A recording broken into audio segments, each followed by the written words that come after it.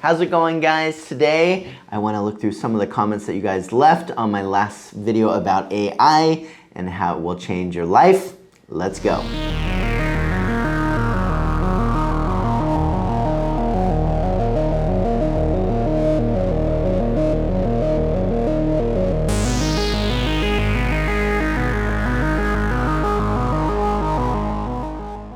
So when it comes to AI, I just find that everybody's talking about it, and it is really interesting to see what's going on out there. I think at the beginning of any new technological revolution, a lot of people are just trying to figure it all out, wondering how it will impact their life and how they should feel about it all. So not surprising for me to see one of the first questions from my buddy Emil. He said, "All hail our new overlords, LOL. In truth, I'm happy and scared." So I really understand that. When something seems just so new, it really, is something where we don't know if we should be happy about it, sad about it, scared about it. And the interesting thing to me is if you think through movies that are about, technological change, mostly the movies are like dark and dystopian, or there's robots that are doing bad things to people. Tech is mostly something that we always kind of present as something negative. And I think it's because with human beings, whenever something's new, we're not quite sure how to deal with it. And so that just feels bad. But in reality, life is gonna go on. You can be happy, Emil. Everything's gonna be just fine. So Kisses wrote, "Do you think AI will affect BPO industries in the Philippines?" So BPO companies stand for business process outsourcing, and there are many of them here in the Philippines. These are companies like mine that outsource human services to help companies typically either be able to scale or lower costs. Often companies here in the Philippines are working with companies overseas, and the biggest BPOs over here are really doing things that are more call center type BPOs. So if you are living in the US and so many other countries and you call to talk to your phone provider, internet service provider, on and on, typically you're talking to someone not in the US or wherever your country is, but someone down the street from me here in the Philippines, whether you realize it or not. So will things like AI have an impact, or how will they impact call centers and other companies like mine that are outsourcing things like software development, digital marketing? The answer is yes, of course. AI is going to have an impact on these types of companies and all types of companies. So it's not just call centers. Every business really needs to think through, what does AI mean for them? And for most businesses, this isn't going to make too much of an impact today, but in the future, it is going to make more and more of an impact. However, that said, so many of the things that people are worried today about really aren't things that they should worry about. So take, for example, my business. We do things like copywriting or things like graphic design, software development. And when you look at AI, they are able to do some of these type of things today. But let's take copywriting as an example. If you use AI to do copywriting, it still is going to have some negative impacts. For example, a lot of the words might be incorrect, and you just have to do a bit of research about things that AI thinks is true. They call them hallucinations that are not true. So sometimes if you write a prompt in artificial intelligence software like ChatGPT, it will spit out answers as if they're facts, but they're not facts. It's just trying to give a logical answer to something. And when you look at people like the CEO of Google, when he was asked if he thought that AI will be able to overcome problems like hallucinations, he said, probably, or something along those lines. In other words, anything that is artificial is going to have some challenges that it has to overcome, and they're not quite sure for years to come how that will actually happen. Other things a little bit more technical is with copywriting. If you use AI to put words like that on your website, there are detectors, AI detectors, that are able to see that it was done by AI, and Google's algorithm will punish those websites with lower search engine rankings. So you don't want to just use AI kind of, haphazardly for things that really human beings still need to be the ones doing it. There's going to be other people that say, yeah, but you could overcome that by using software that's able to mask that. Yes, that's true, but companies like Google and others are going to come up with better and better detectors, and it's still going to come back and harm you for the things that you're doing today. Even if Google can't understand it today, a month down the track, it might. So you really need to think through clearly. There's also going to be a myriad of legal challenges to AI, because right now it is stealing, copying, plagiarizing all kinds of material, whether that is art, whether that is words, whether that is just IP. So it's going to be interesting to see how some of these legal challenges are overcome. Nowadays, if you look back, this is nothing new. For example, if you think of Napster, going back years before there was iTunes or Spotify, Napster was just basically taking everybody's music that was of course copyrighted, that of course they weren't supposed to do that with, and eventually the company died because it was just doing stuff illegal. Now there was new models that the music industry eventually found a compromise with what people wanted and with what they could still make some money on, but AI is still in its infancy in terms of consumer use, and it'll be interesting to follow along how that all pans out in time.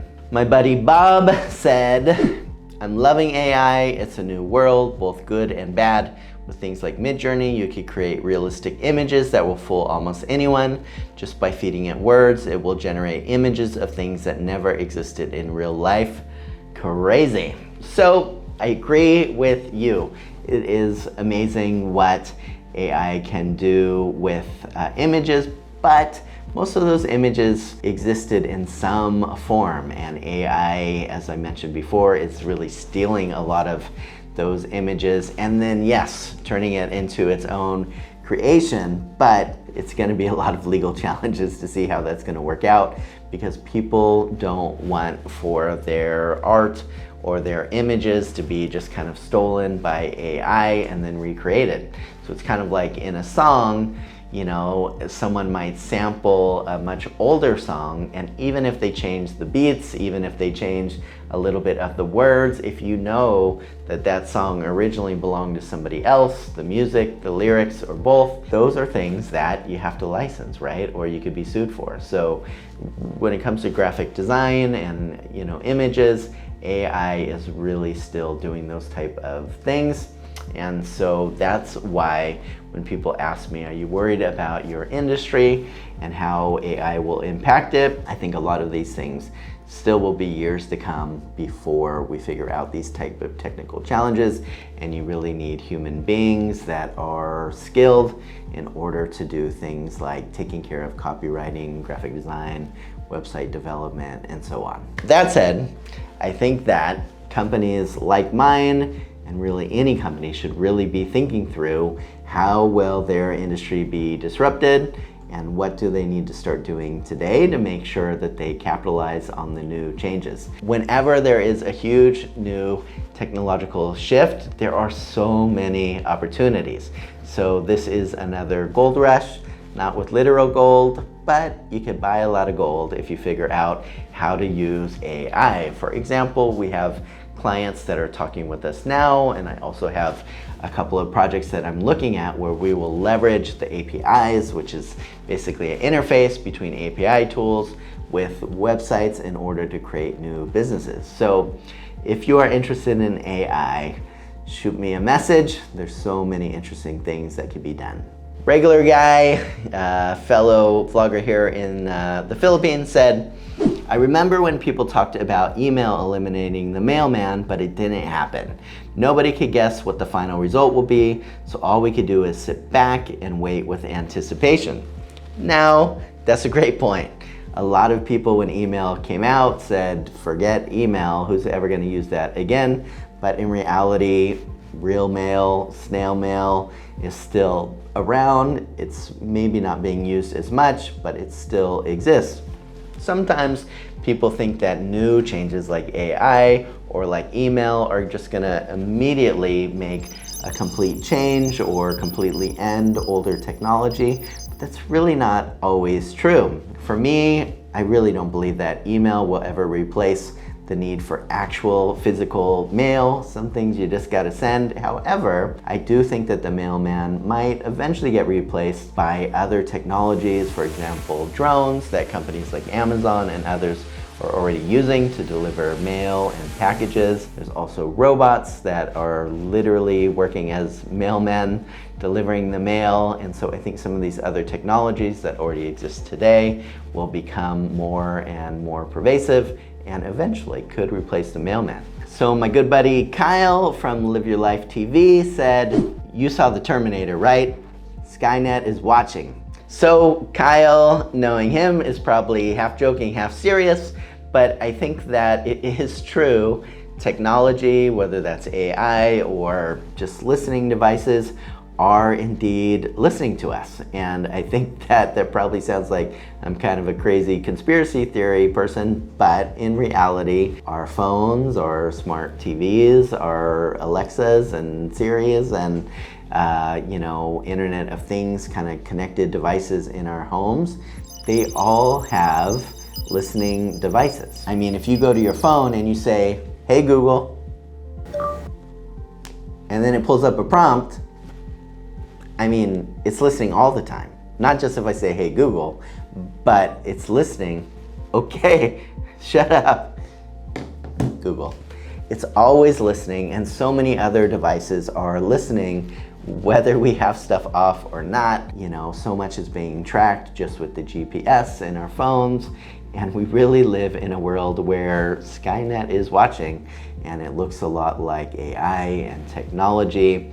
And I think part of this comes from people like myself that are doing digital marketing, and we are trying to reach out to people that are really interested in specific products or services that our clients have. And we want to make sure that we have the best impact of our results for them. And so the more we know about what people want, literally want, what they need, what they're talking about, the more we're able to do a great job with marketing. Now, smaller companies like mine aren't holding all of that data, but the companies like Google and Facebook and Amazon and these others are absolutely making use of these data.